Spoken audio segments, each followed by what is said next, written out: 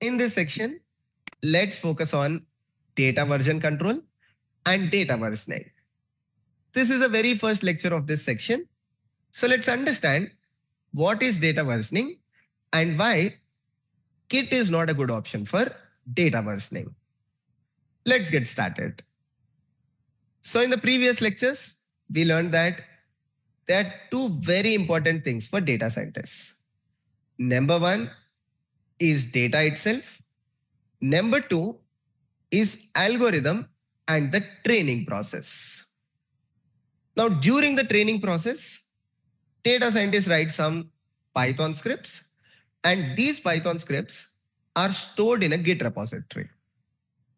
Even when ML engineers work on developing API for the model, they write some Python scripts and store the scripts in a Git repository. The reason is simple. Git offers them auditing so that they understand who made change to a specific Python file within the repository.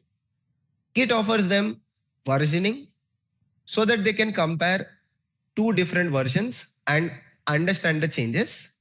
Even Git offers them RBAC so that they can control who can make changes to the Python scripts and what level of access users have to the Python script.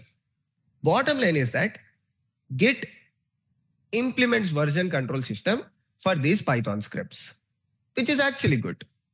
But what about the data? Because data is equally important as a training process, if not more important. Let me take an example. Imagine there is a data scientist team working on developing a recommendation engine for an enterprise, and they gather data from various sources and they have prepared a CSV file. Obviously, they cannot keep the CSV file without making any changes. Maybe after the training process, the performance of the model is low, or they might realize there are some duplicates in the CSV. There is noise in the CSV.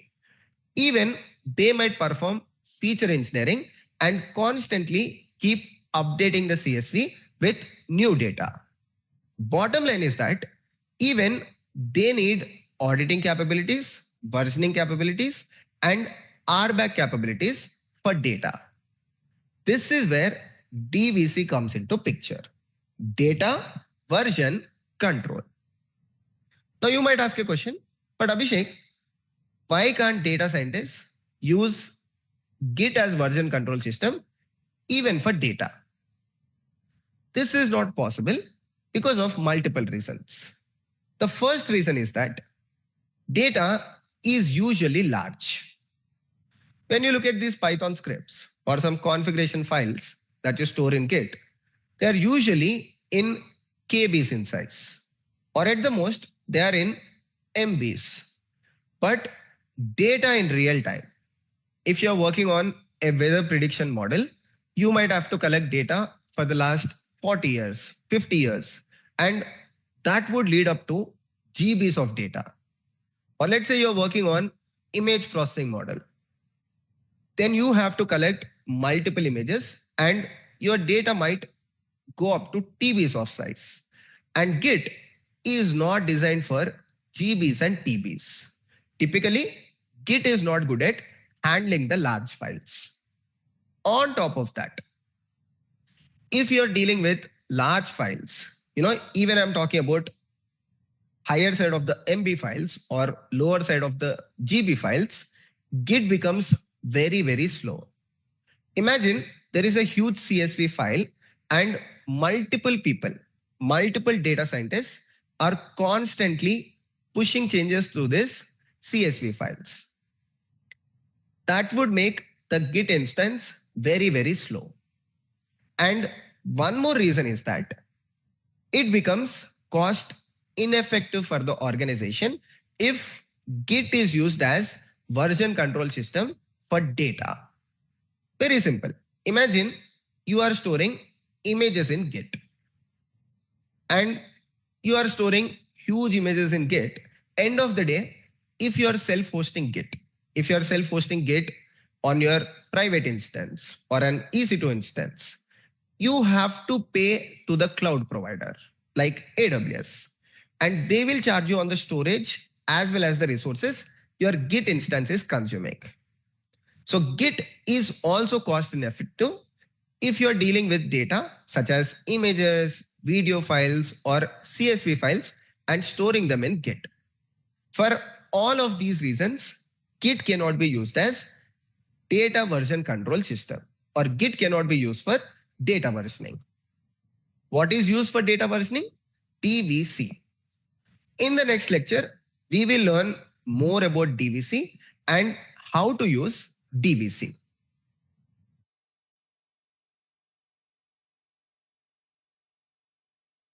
What is data version control, or what is DVC? To understand this better, let's quickly recollect what we learned in the previous lecture. So we learned that Git is not a good solution for data versioning. It can be for versioning datasets or versioning models. The reasons are simple. Git is not designed for large files. Git becomes extremely slow when multiple instances start pushing the large files or making changes to the large files. And Git is also cost ineffective solution when it comes to large files. Imagine your organization is self-hosting Git on a virtual machine and multiple instances started pushing large files to Git. Now Git stores those large files onto the local disk, and local disk is never a cost-effective solution.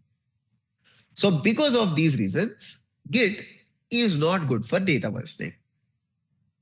Then what is good for data versioning? The answer to the question is DVC. So what DVC does here, it takes your datasets or model files and stores them onto the remote cloud storages like S3 Bucket, Azure Blob, or Google Cloud Storage. Now the best part here is that these remote cloud storages, they are specially designed for handling the large files. The storage on cloud is never ending.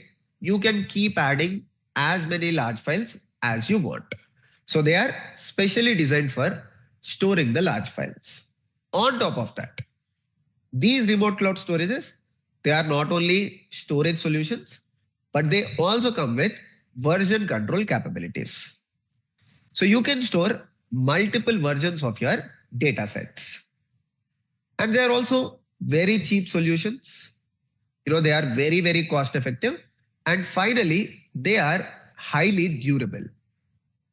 So these remote cloud storages, they come with 99.119 of durability. That means you store a file within these cloud storage solutions and your file is never lost. But Abhishek, how DVC implements it? Very, very simple. Of course, in the next lecture, I'll show you these things practically.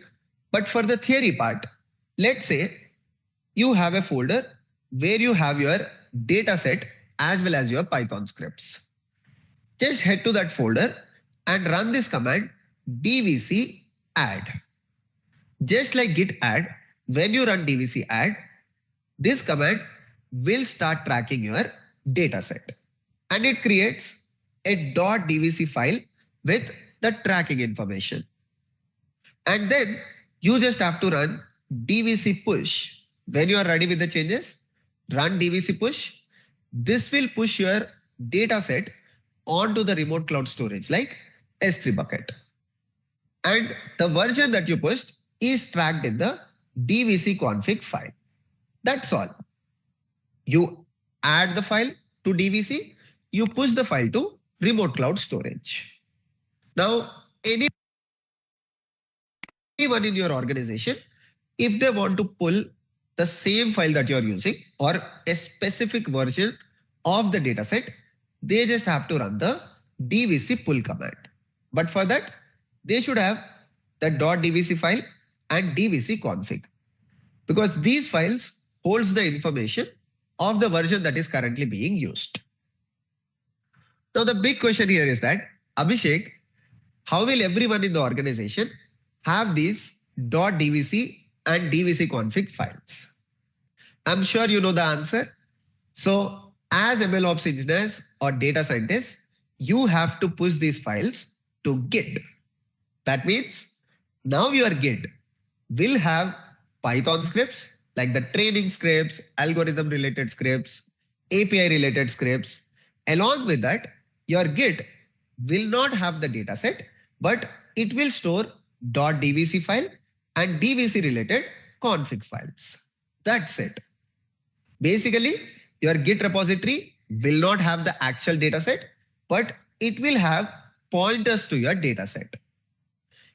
Data scientists clone the Git repository, they install dvc, and they pull the datasets using dvc pull command. That's all. So this is how data version control works when it comes to datasets and model files. In the next lecture, let's see these things practically.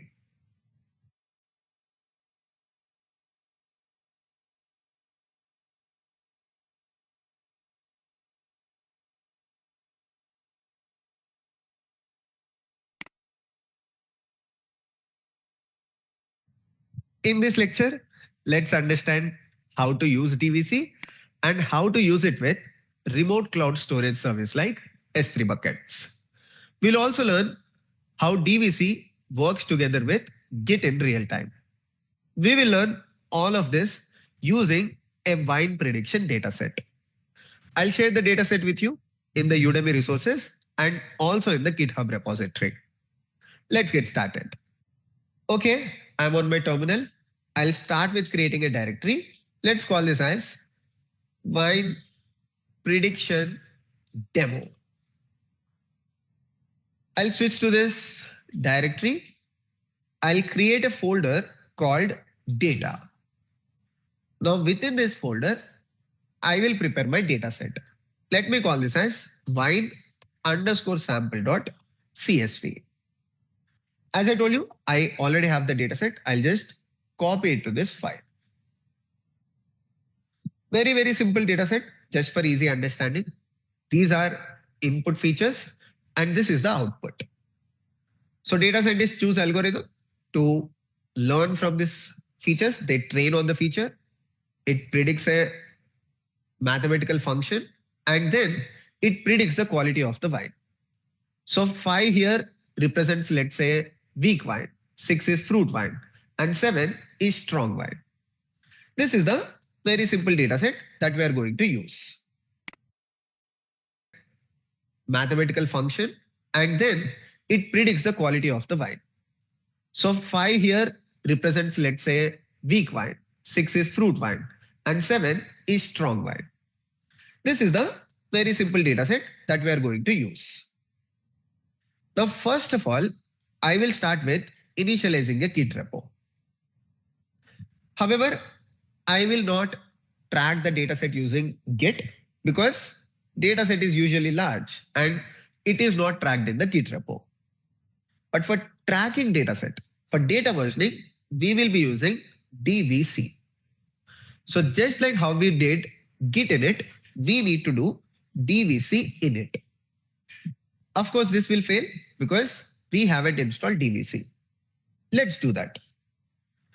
For that, I will first start with creating a virtual environment. Because every time you work on Python, make sure you install virtual environment so that dependencies of this project don't conflict with dependencies of other project. Python 3 -m venv.venv. Okay, let's activate the virtual environment. Source.venv bin activate. That's it. We have virtual environment activated. Now within this virtual environment, just install DVC. Python 3 -m pip install DVC. For the first time, this will take time, but not much, just less than a minute. We will have DVC installed. Cool. Now let's run DVC init. There you go. a DVC repository is created, and no, this is just like a Git repository. Even right now, we haven't tracked the data set with DVC.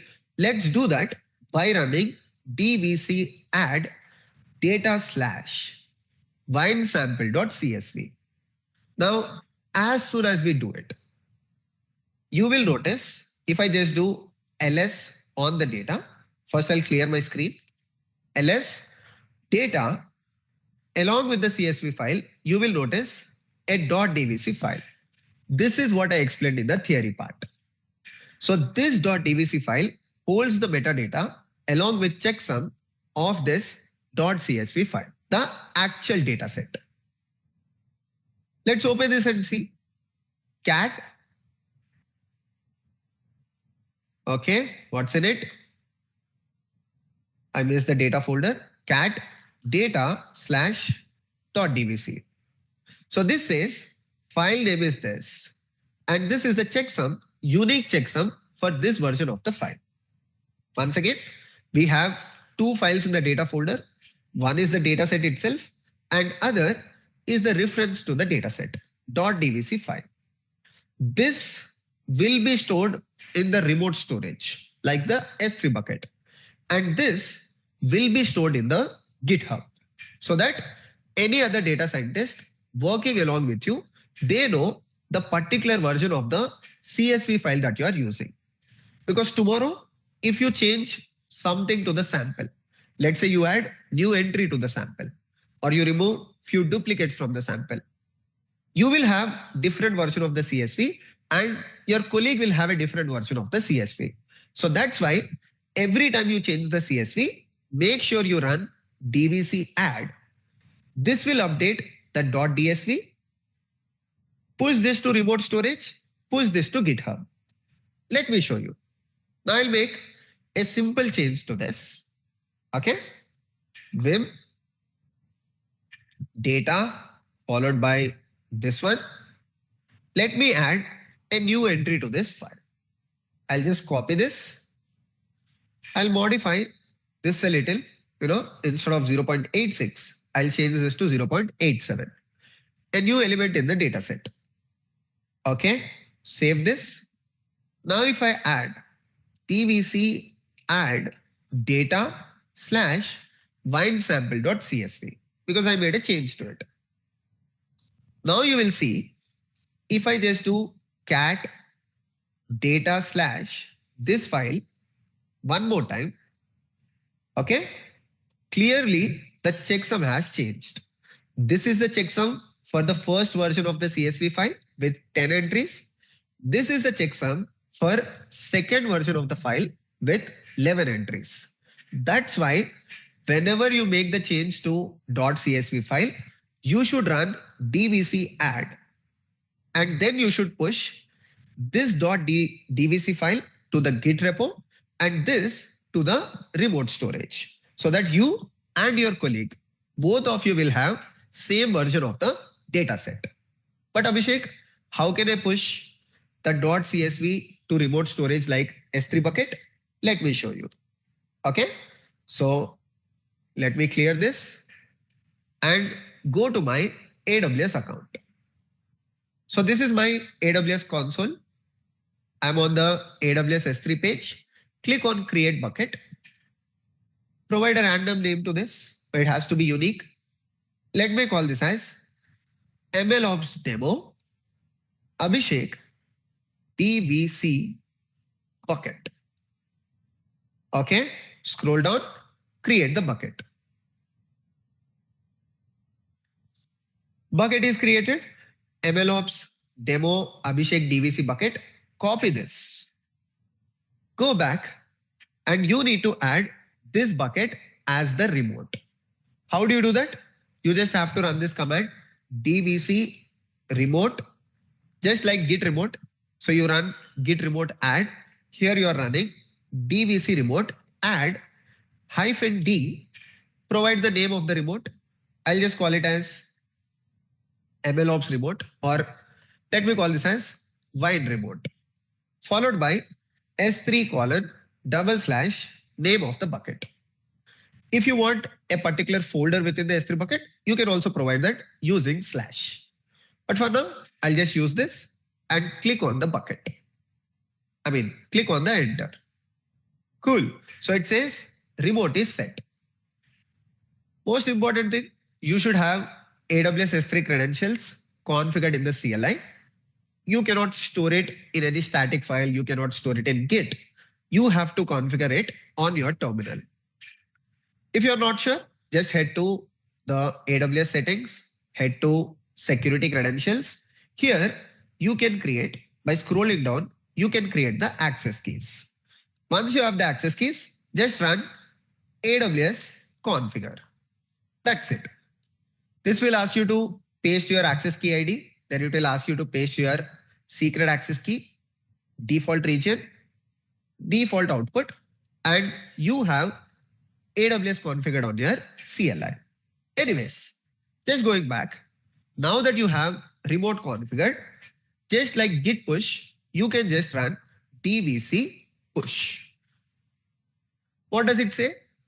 It says you haven't installed another dependency called dvc s3. Never mind, I'll do that. Python 3 -m pip install dvc _s3. Okay, this is installed. Let's run dvc push. Now see the magic. In no time, you will have your dataset in the S3 bucket. Let's go back to the bucket. This is the name of the bucket, MLOps demo. Let's refresh it. I'll also increase the font size. Okay, so we have files here. Within files, MD5. Okay, so this is the checksum short name. This one here. And if you open it, you have the file. You can download it for verification. Okay, I'll just open this for you and show you. This is our dataset 0.86, 0.87. The newly added dataset is now in the S3 bucket. Let me also show you how data scientists maintain multiple versions of the dataset within the same S3 bucket. I'll make another change now. Okay, so I'm showing you in real time how data scientists and MLOps engineers work. So here in the data folder, let me make a small change. Okay, data / wine sample.csv. Let me modify this. I'll remove this version. Okay, so I have just removed kind of a duplicate and save this file. I will run dvc add followed by this one. Okay, as soon as I do it, again, if I just do dvc / data / wine sample.csv.dvc, this will be updated. Okay, now let's do this. Inside the data folder, there are two files. Let's update this file. Git add this one. Let's also, oh my bad, git add data / wine sample.csv.dvc. Metadata goes into Git repo. Git add is done. Git commit followed by a commit message. New version of, let me call this as dataset. Now I will push this CSV file. So again, I'll do dvc push. Great. So now we have new version of the metadata in the Git repository and new version of the actual CSV file in the S3 bucket. Let me show you. So if we go back to the S3 bucket now, and if I click on the files folder, we have MD5. Within MD5, you will see two entries. Okay, so this is a new entry here. If we go to this, so this is added. Oh, my bad. The other one was the previous new entry. So this is a new entry. Click on it. And if I download this file, open it.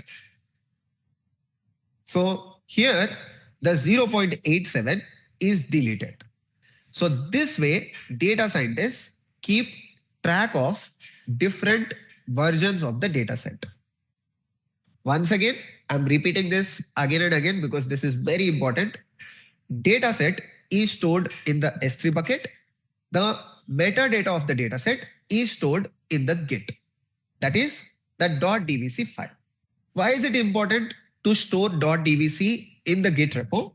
Because you are not working alone in the corporate. You are working with your colleagues. Now your colleague might want, so your colleague can come to the S3 bucket, but your colleague will find multiple versions of the file, right?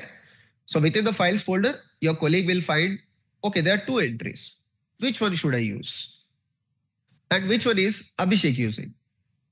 So that is why you have to copy the metadata and push it to Git so that everyone understands which one is updated and which one is being used. But Abhishek, how will my colleague know that the data set is in the S3 bucket?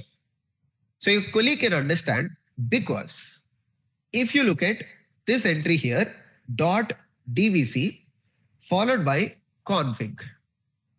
Okay, here the remote is mentioned. That is why you add the remote. Now, along with the .csv.dvc, you should also commit this folder to Git. Okay, so what are the folders that you will commit to Git? You will commit that .dvc folder, which is at root of your repository, this one. And along with that, you will also copy vim data slash this one. Okay, so both the DVC file as well as the .dvc folder. Just for your understanding, this is how the Wine prediction model repository would look like. Now, data scientists would push their training related files, other configuration related files, and the same Git repository along with the source code would also have that .dvc. So this will tell ML engineers and data scientists that, okay, the data set for this repository is in the S3 bucket, and looking at the data folder, they will realize, okay, so the version of Wine sample that they have to use from the S3 bucket is this one. So this is a checksum that is latest and the one that they have to use. Because S3 bucket might have 100 versions of the dataset, it doesn't matter. What is in the Git repository is the source of truth. That is the one every data scientist within the team has to use. I hope it is much clearer now.